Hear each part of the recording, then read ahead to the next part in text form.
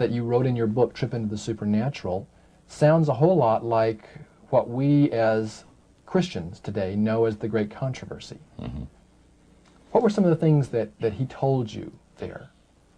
Well, he says that there's a great controversy going on between the force of good and evil, between Christ and Satan. And they always praise the great master, Satan, as a super intelligent being that he is, beautiful to behold. And if he ever appears to you, you won't be able to look upon him because it'll be too bright. It'll just ruin your vision. The high priest said he was in Chicago, and the Spirit appeared to him and said, Morneau and his buddy, George, has invited them to the service, and the fellow that is in charge while you're away says that he's going to wreck all the work that the spirits have done for the last few years to get these people into the society. So the high priest, which is in Chicago, picks up the phone and calls, and the spirit appeared to him, and he said the angel was so bright that he could not look upon him.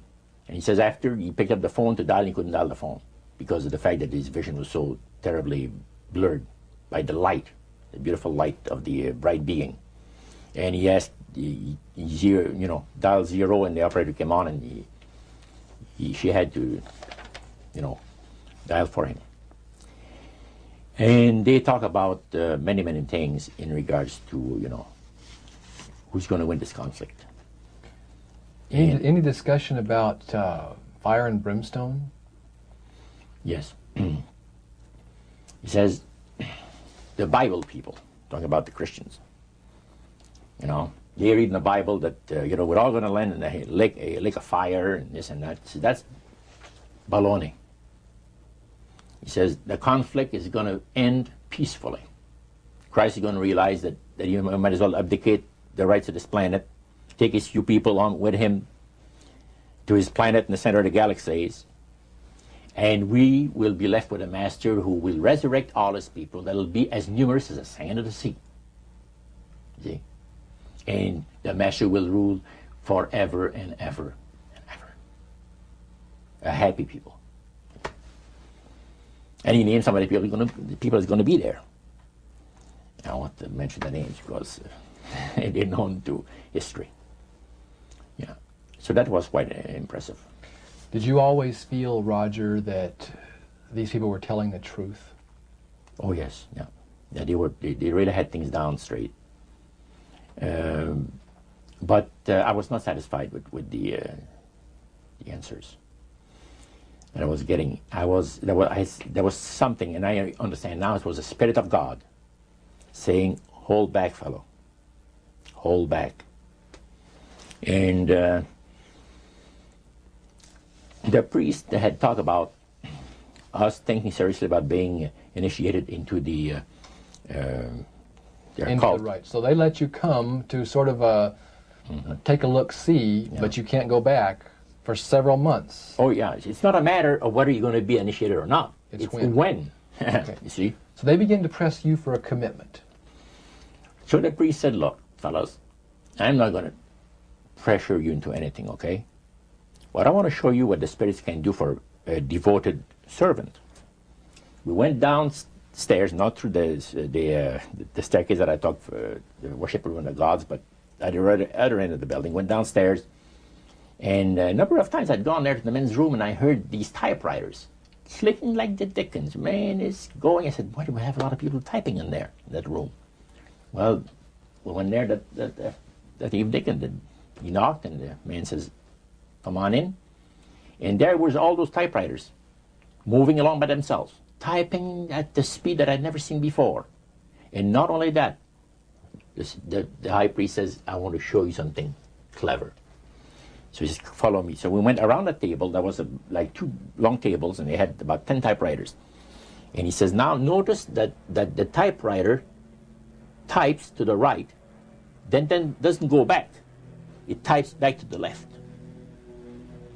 Isn't that something? I had never heard of things like that before. He said the spirits are doing the work. And he introduced us to the man.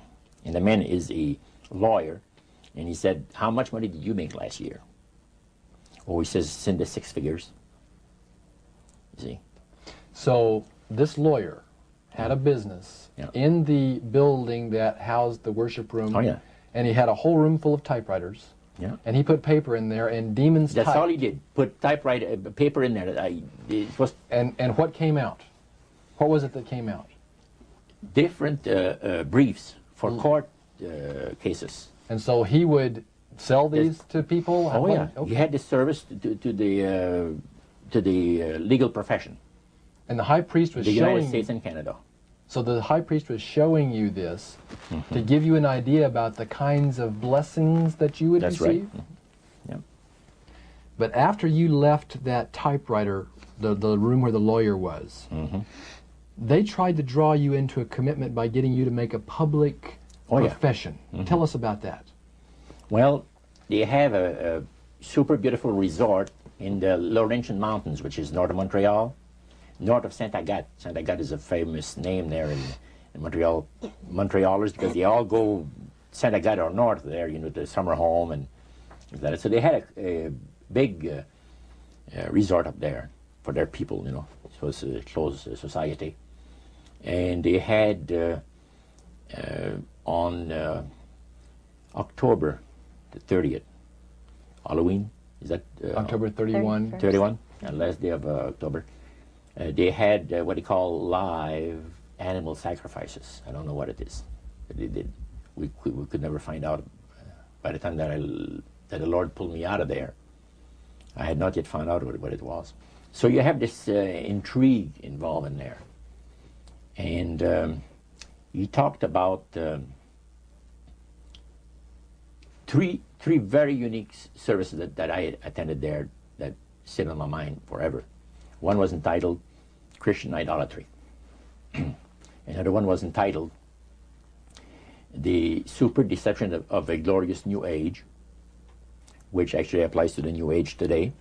And this was 1946 that we're talking. And then the other one was Satan's Great General Council of the 1700s. And I must say the things that I heard there was an eye-opener. First of all, we'll go through the Great General Council. Okay. At the beginning of the 1700s, said the high priest, Satan and all his spirit counselors held a Great General Council with one purpose in mind. It was to prepare for the great industrial age that was soon to break upon the world. And Lucifer also foresaw another age that was to follow that, where tremendous scientific discoveries would be made by people, and we would enter a unique age that would change the way that everybody lives. It would also serve to usher in the end times and the close of the great controversy between the forces of good and evil. And the priest said that Lucifer had been studying the Bible, and he found in Daniel 12:4, where we are told about the time of the end, many shall run to and fro, knowledge shall be increased. He understood it to be that we're getting to that point. And he had, with all the spirit counselors, to change their modes of operation in order, to ensnare people. And he devised a way whereby people would disqualify themselves from being members of Christ's kingdom. And he was just very candid about this. Oh, yeah. Telling you and the rest of the group, 60 or 70 people there, the plans that Close to 100 people. Lucifer had revealed to him. And by the time the council came to a close, they had three major policies that were going to be followed. First, they were to see to it that humans would be made to believe that Satan and his angels do not really exist. Because up to that time, you could walk down a street of Paris and you would have signs that would say where you have a soothsayer or a fortune teller of some type, and if you want to put a curse on someone, you could go and see this other old lady over there, the old witch. That's the way it goes. But now it had to change. Lucifer says we have to make sure that people, humans, get to believe that Satan and his angels do not really exist. You know, Roger, that's interesting because a recent research study report that I read indicated that in a national survey, I believe it's over 75% of people do not really believe in a real tangible devil. but there is one. Oh, yeah. Now, the next thing, the three parts policy that they had adopted there, the second one was to find a way of being able to get total control of people's minds. And that would be done by taking hypnotism out of the realm of the occult and introduce it as a new science for the benefit of mankind. So part of what the high priest told you was Satan's strategy to take total control of people's minds. They felt that by taking hypnotism out of the realm of the occult and introducing it as a new science for the benefit of mankind, they could then use people of great renown, educators, people of capacity, that would do